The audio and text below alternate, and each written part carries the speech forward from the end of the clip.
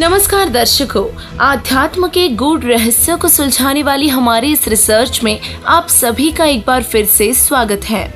दर्शकों, मानव आदि काल से ही एक ऐसी शक्ति को पाने के लिए साधना करता रहा है जिसके सहारे ये पूरी कायनात चल रही है, और इसी खोज में अपने प्रयासों के परिणामों से हम विभिन्न पंथों और धर्मों में बट गए। वो अपने अपने इष्ट को सर्वश्रेष्ठ मानकर आपस में उलझ भगवान का ही बंटवारा कर बैठे।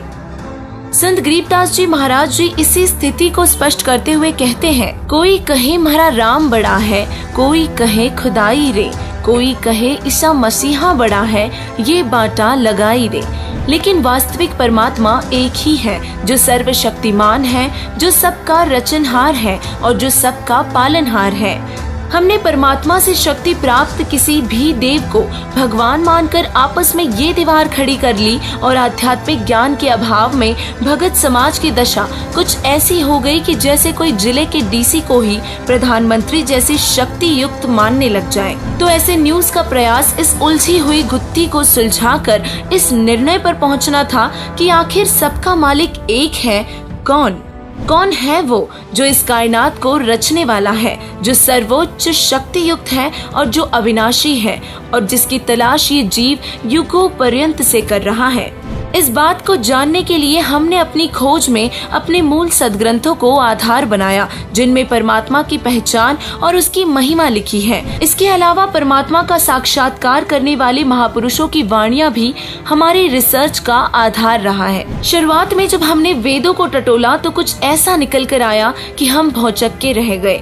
ऐसा हुआ पवित्र ऋग्वेद के मंडल नंबर 9 सूक्त 1 मंत्र 8 व 9 में, जिसमें लिखा है कि जब परमात्मा धरा पर शिशु रूप धारण कर प्रकट अर्थात जन्म नहीं होता, तो उसकी परवरिश की लीला कंवारी गाय के दूध से होती है। इस आधार से रामकृष्ण को परमात्मा मानने की अवधारणा गलत सिद्ध हुई, क्योंकि उनकी जीवन लीला वेदों के इस मंत्र से मेल नहीं खाती। हमने अपनी रिसर्च को जारी रखा कि ऐसा कौन है जिस पर यह वेद मंत्र पूरी तरह से सटीक बैठता हो, और इसी बात की तह तक जाने के लिए हमने वेदों के साथ साथ नानक देव जी की वाणी को भी जांचना चाहा कि यदि उसमें कोई परमात्मा के नाम के बारे में और यथार्थ जानकारी मिल सकती है। तो हमें एक अद्भुत वाणी पढ़ने को मिली, यक अर्ज गुफ्तम पेश तो दर कुन करतार, हक्का कबीर करीम तू बे ऐब परवरदिगार। इन दो बातों से हम एक निष्कर्ष पर पहुंच रहे थे कि यदि नानक देव जी कबीर जी को परमात्मा बतलाते हैं तो उनकी जीवन लीला वेदों में वर्णित श्लोक से मेल खाती होनी चाहिए। कबीर जी की जीवन लीला के बारे में बहुत सी बातें आम समाज में प्रचलित है, लेकिन हमने उसे आधार न मानकर मूल सदग्रंथ कबीर सागर से ही उनकी परवरिश की लीला जानने की कोशिश की।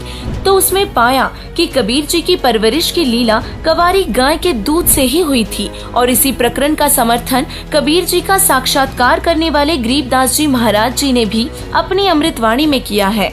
ये कुछ ऐसा था जो समाज में प्रचलित कहानियों से काफी अलग था।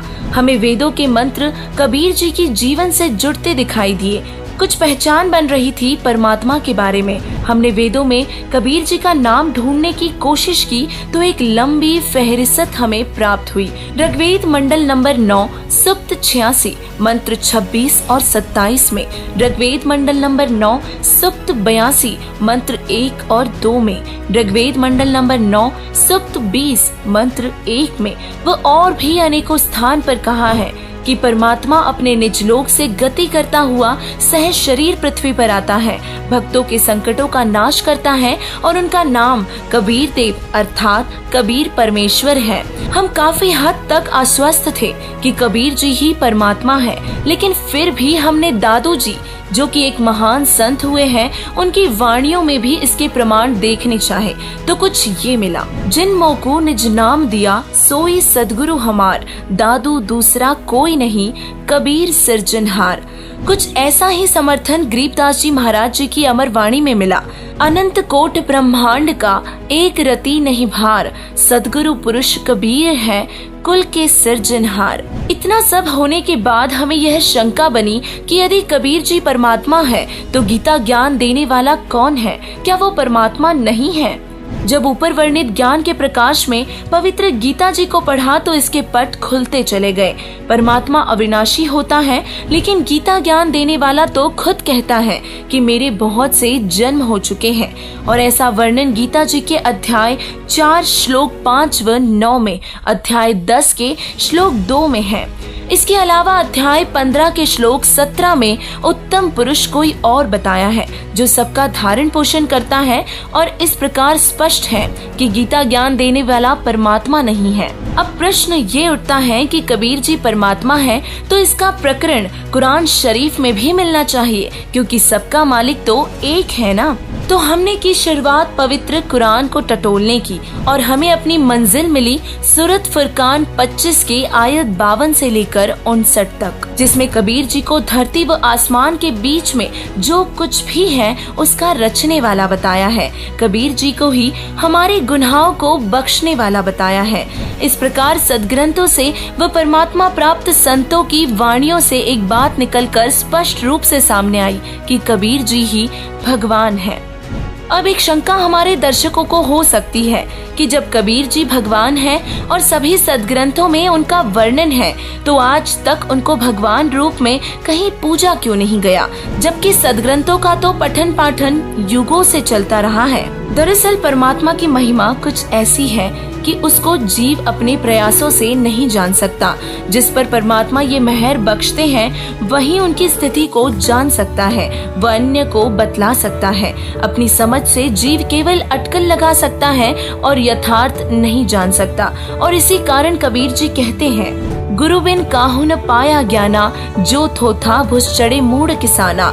ऐसे न्यूज की इस रिसर्च का आधार भी पूर्ण गुरु संत रामपाल जी महाराज जी का ज्ञान है, जिनके बारे में चर्चा हम अपने पिछले एपिसोड में कर चुके हैं। संत रामपाल जी महाराज जी ने ही अपने सत्संगों में हर धर्म के मूल सदग्रंथों से प्रमाण लेकर भगवान का परिचय करवाया है। और आज जब उस ज्ञान के प्रकाश में हमने अपने सदग्रंथों को टटोला तो परमात्मा की महिमा ज्यों की त्यों पाई कि कबीर जी ही भगवान है, वही पाप नाशक है। कबीर जी ही इस कायनात को रचने वाले हैं, वह ये सृष्टि उन्हीं के आधार है।